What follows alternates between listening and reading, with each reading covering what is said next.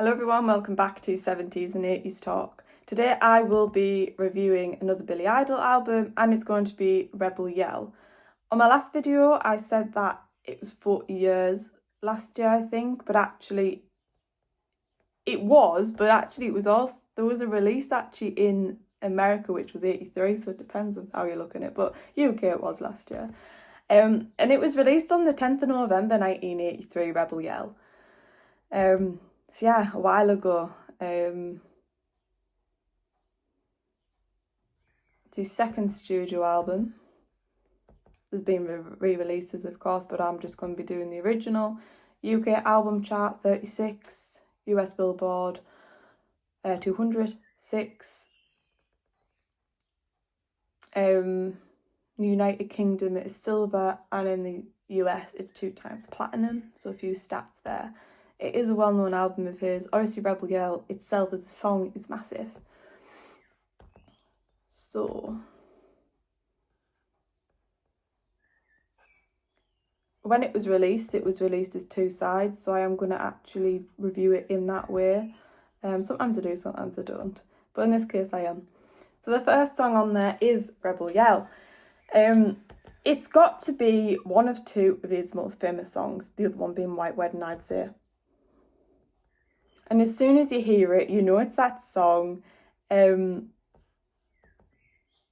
very get-go to the start, and it's simple, but it's clever, and it creates an effect where you've just got that simple bit of guitar for a little bit, and then the drum kicks in a certain way, which just gives you a feeling, and it works really well. There's so many elements in this song, which I will talk about, but that's what I just talked about there is before Billy even starts singing, before we've even got those vocals from him.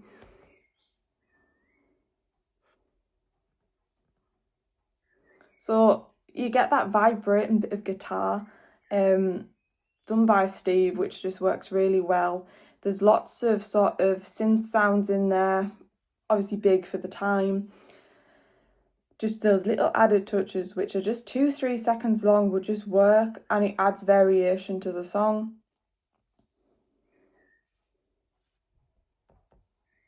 And I think with the 80s, that's what they did though. They just threw random stuff in there, and sometimes it worked, sometimes it didn't, but I think it did for this song.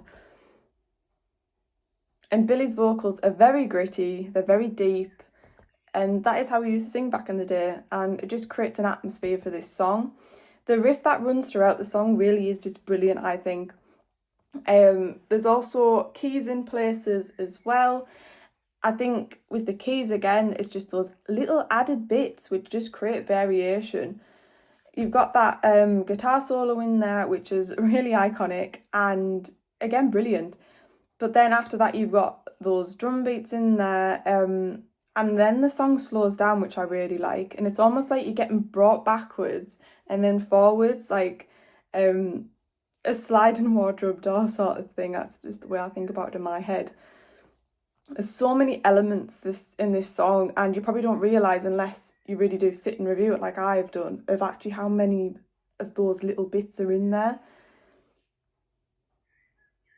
And it's often the case with such popular songs like this, of why are they so popular? Why do people like to listen to them so much? And when you break them down, you pick up on all this stuff which you wouldn't necessarily notice or pick up on or realise if you were just listening to it. It's definitely a song that can stick in your head. You've got a change in tempo in there where it's slowed down more and it has that more of a haunting sound to it, a bit like almost creepy even, but it works well. And then all of a sudden there's then another change in tempo where Billy just sort of changes the way he sings, and then he sings more like he has done throughout the rest of the song, and he really sort of shouts back again, which always makes you jump almost because you don't expect it, even though you've listened to it before. It's really well produced, it really is. The ending's really good, the drums just finish the song off really, really well, and it's popular for all the right reasons, not like modern day music where it's popular because it's just popular, and that's it, and there's no actual reason behind it. It's just because loads of people like it, and then more people jump on the bandwagon, and then that's what it is. So number 2 is Daytime Drama. It's definitely got a groovy sound to start the song. The bass guitar is very prominent. There's odd sounds in there, but it works because it was the 80s.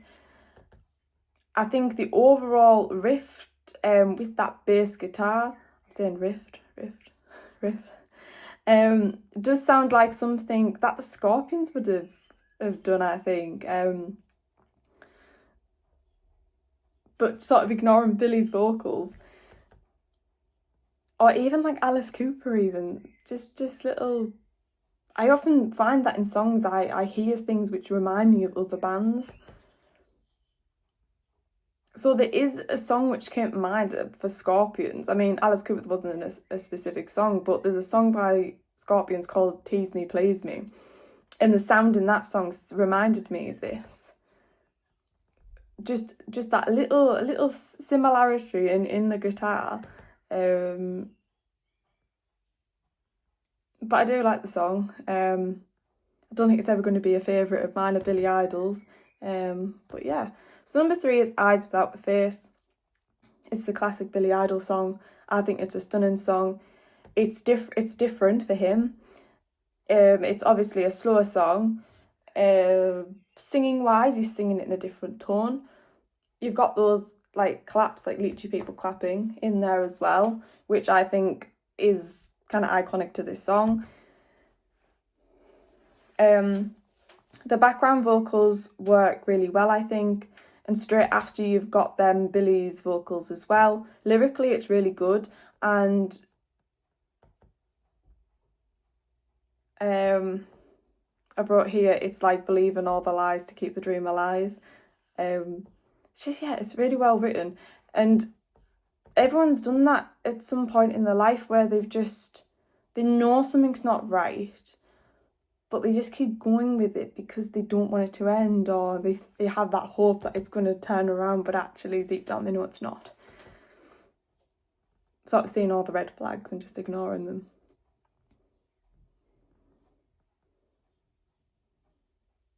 Then we get that change in the song after the guitar solo where Billy sort of changes the way he sings. Again, variation in the song, which is always good. Bits of twinkly bits of sound in there to end it. I don't know what they are exactly.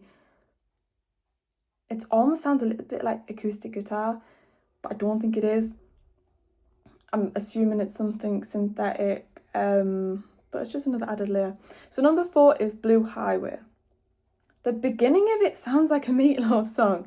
It's really well up my street though. I love the variation in Billy's voice. How it can go low and then rise and go lower and then rise. He gets a brilliant vocal as Billy Idol, and he still is now. Even the way he sings Blue High, those 2 words, he changes the way he sings it in those 2 words. And it's such a good feel to the song, it really is, just by adding just that little bit of change in there. And again, I'm using the word sparkly twinkle bits of sound, again, synthetic. But it's a cool one, because there is parts of it where you feel like it's going to rise and then it just stops. But then at the same time, you sort of think, could it have gone a bit further possibly?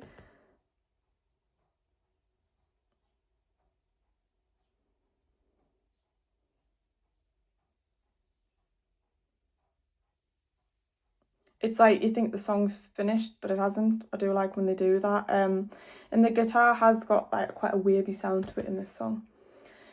Then we're going on to like the second side, B-side, whatever you want to call it. Flesh for Fantasy, again, big one of his. Bass guitar, first thing I've got to say, it's such a catchy song.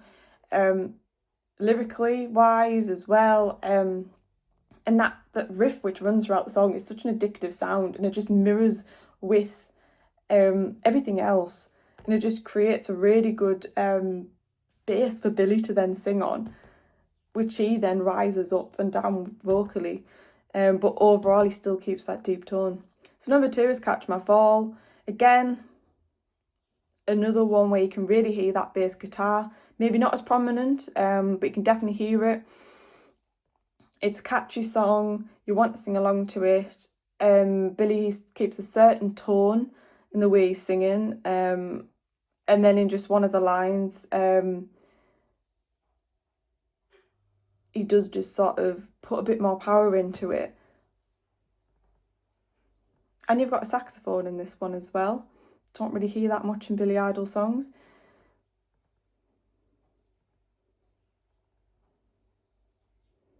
Number 3 on the B side, second side, Crank Call. Certainly a different sound to the last song. Again, sounding like a bit like a Scorpion song, I think. That typical sort of Matthew Stab's guitar sound reminded me of that.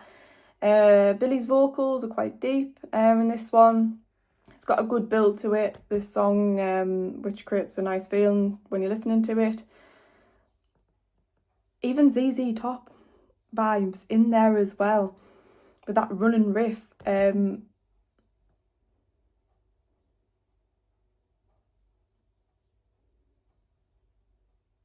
it's not like one bit which is running throughout all the song. There's different little bits which are then repeated, which is quite interesting. It's not the same set of chords just going over and over again. It's like almost like mini little riffs, like say 4, which is then repeated again and again. No idea if anybody knows what I'm talking about there. I wasn't sure if there was backing vocals in this. Very quiet, which I've not picked up on before until I've really listened to it and reviewed it. And I didn't know if I was just hearing it, but it sounded like sort of la la la la. But I don't know if I was just hearing it because I thought it might sound well in the song, or if it really was there. The next one is Do Not Stand in the Shadows. This one reminds me of a Def Leppard song. Bit like Run Riot, maybe. It's got a really good tempo to it. The chorus is really brilliant. The way he just sings Don't Stand in the Shadow, I think, is really good. And the last one is The Dead Next Door. There's something intriguing about this song. It's so down to earth, and you've got those clashes again, sort of the claps or clashes, whatever you want to call them, that's in Flesh for Fantasy. But it's less loud in this song, but it's a nice link back to that song, I think. And it brings the album all together, with this being the last song. The drum sounds that run throughout the song really add to the atmosphere of the song. So overall, it is quite a varied album. Each song is quite different. I like all the songs on here. It's obviously popular for a reason, not just because of Rebel Yell, the song. The production, I think, is good. And Billy Idol and Steve Stevens, what a duo, you know, I've said that before. I mean, there's not many duos that I think are, you know, you've got a hierarchy, and no, I think they're up there. And they're definitely meant to have done everything they've done and what they're still doing now. And it's interesting when you actually look at what the meaning is behind a lot of these songs. There's talk of one of the songs being about the Cold War, for example. I think a lot of people who aren't fans of Billy Idol, who just know sort of the most popular songs, just think, oh, he's just Billy Idol, that kind of rock and roll star that, you know, did a few crazy things, was a bit wild. But no, actually, he is a great musician. He really is. And a very talented writer. One thing I will say is when the 40th anniversary was, like, special edition of this album was released, you obviously had those 2 extra songs that were added, and I did review them, so they are on my channel. And I think there's demos on that as well, if anybody hasn't listened to that album and you want to hear them things, or if that's the sort of thing you like to listen to. So yeah, that is it. That is my review of Rebel Yell. So the next review I'm going to be doing is